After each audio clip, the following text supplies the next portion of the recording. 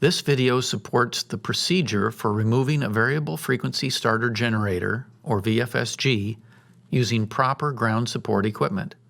For training video purposes, a Boeing test airplane was used to create this video. A Rolls-Royce engine will be shown, but the procedure for GE engines is similar.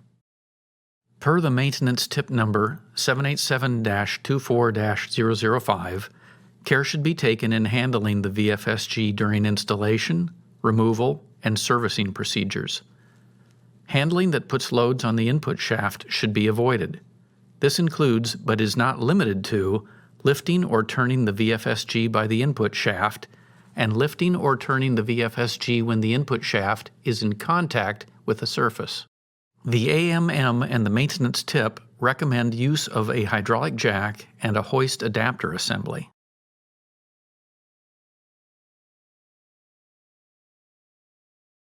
Place the jack and tray assembly underneath the VSFG and slowly raise the tray assembly until the bottom surface of the VSFG is fully engaged on the contour surfaces of the tray assembly.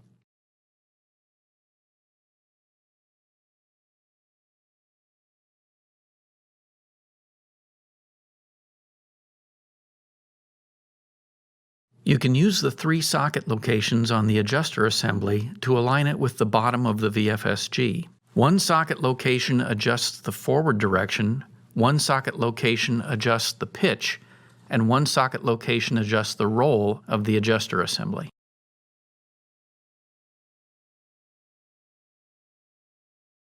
Follow current documentation to disconnect the lines and cables. Then, strap the VSFG to the tray assembly and tighten it.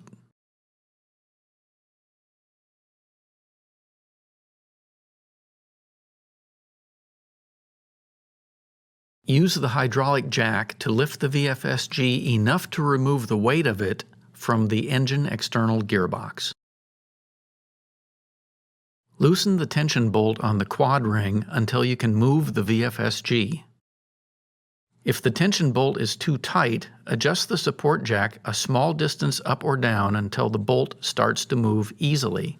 This indicates the jack is at a good support height to disengage from the gearbox. Use the 3 socket locations on the adjuster assembly to help move the VSFG from the external gearbox. Carefully move the VSFG aft until the input shaft is away from the engine external gearbox.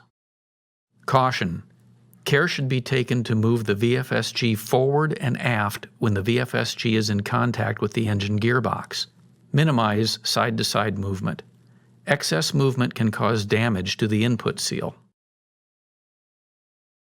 Use the hydraulic jack to lower the VSFG from the engine external gearbox. Warning: be careful when lowering the VSFG from the jack into the shipping container. Accidentally dropping the VSFG may cause damage.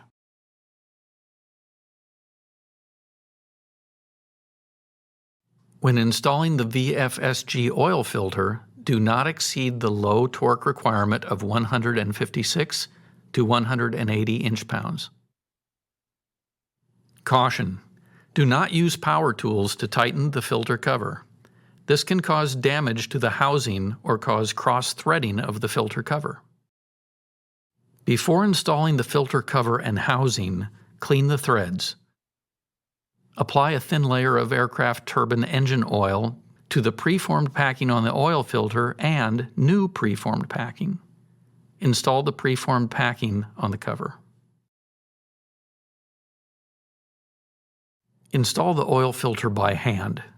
Carefully install the cover with the preformed packing on the VSFG.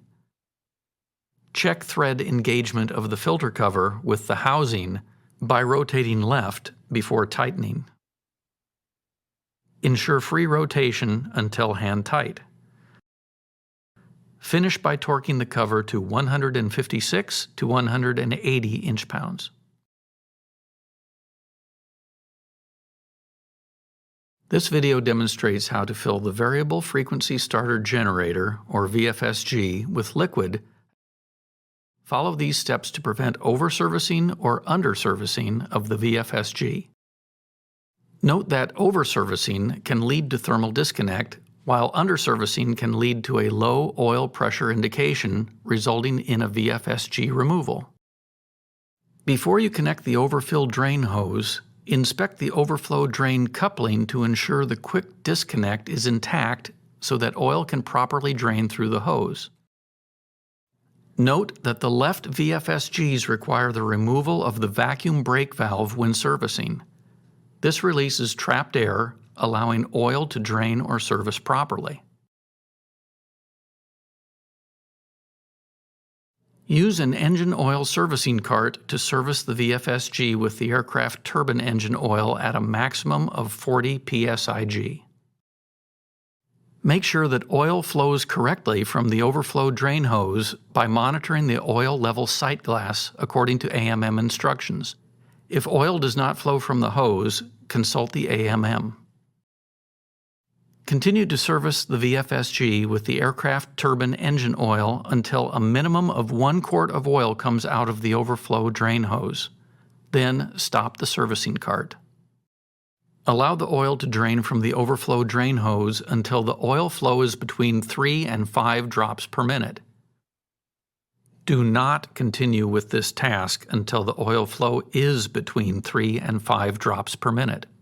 Note that for cold engines, it could take up to 50 minutes to achieve the required drop rate.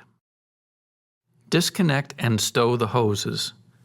Install the overfill drain valve cap and the pressure fill cap on the applicable VFSG. Finally, dry motor the engine for a minimum of 2 minutes. After dry motoring, wait 10 minutes to allow the oil to settle before inspecting the VFSG oil level using the sight glass. Repeat filling if oil level is low.